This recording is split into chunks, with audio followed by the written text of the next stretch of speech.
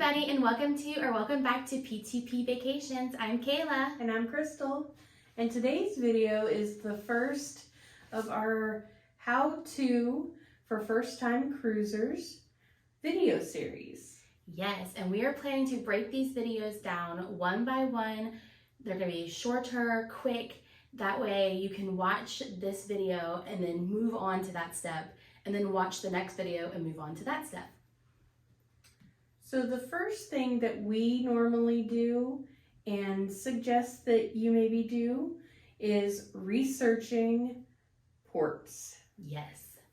Normally, once your cruise is booked, that is when the stress really starts.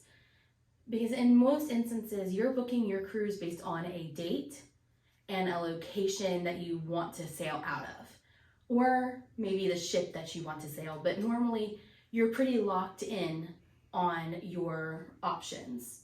Whereas, maybe your ports are your second thoughts, or you don't even know what these ports are, what they offer, anything like that. Mm-hmm. So if you've never been there before, you need to look up what to do. Right. Maybe you've never been to the Caribbean before or been to Alaska, the Northeast.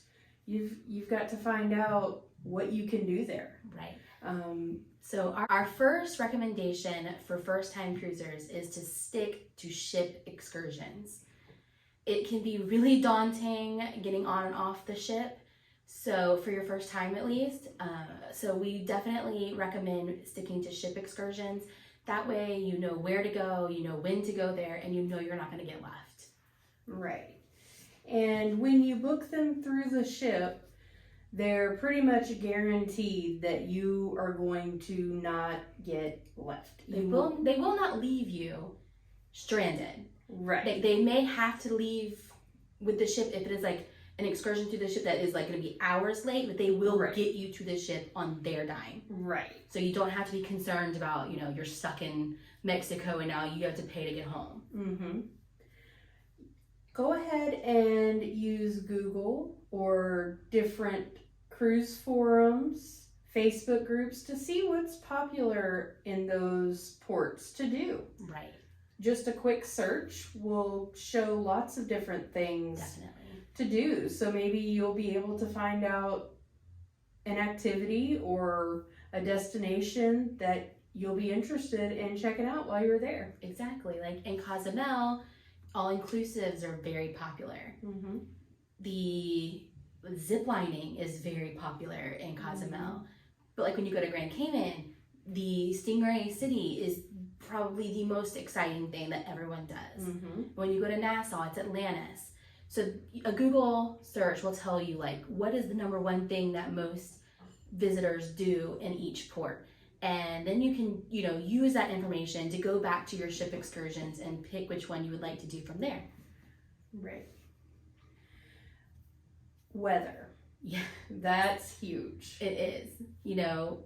We tend to sail in September, but we also know that is more often than not the heaviest hurricane season in the South.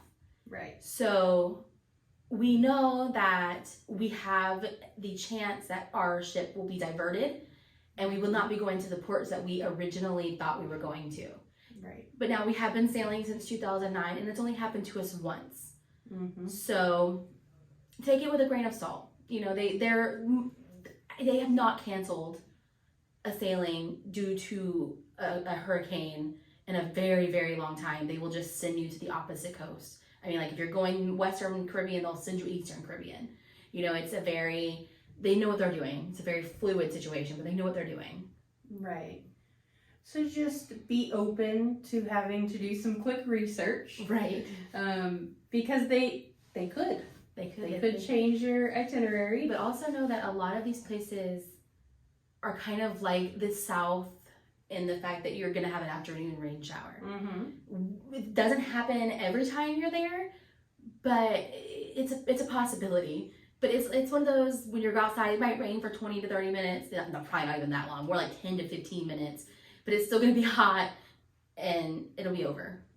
Yes. And depending on where you're from, I mean, for us, we're used to the heat, the sun, all of that. So bringing sunscreen and being around the heat and the super strong sun, all that's normal to us. Right. So if it's not to you, make sure you're packing extra sunscreen and drinking extra water.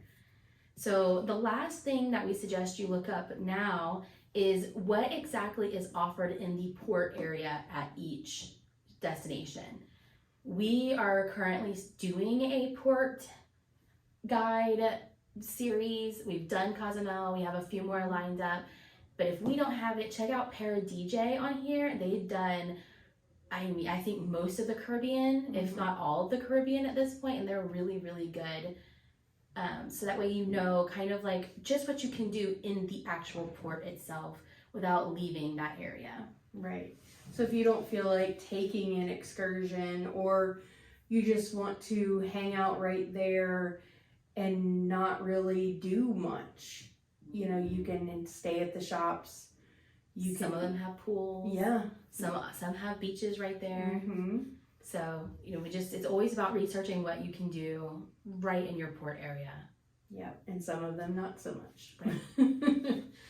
So, you know, do a little research that way. But I think that about covers your first like bit of work, research to do.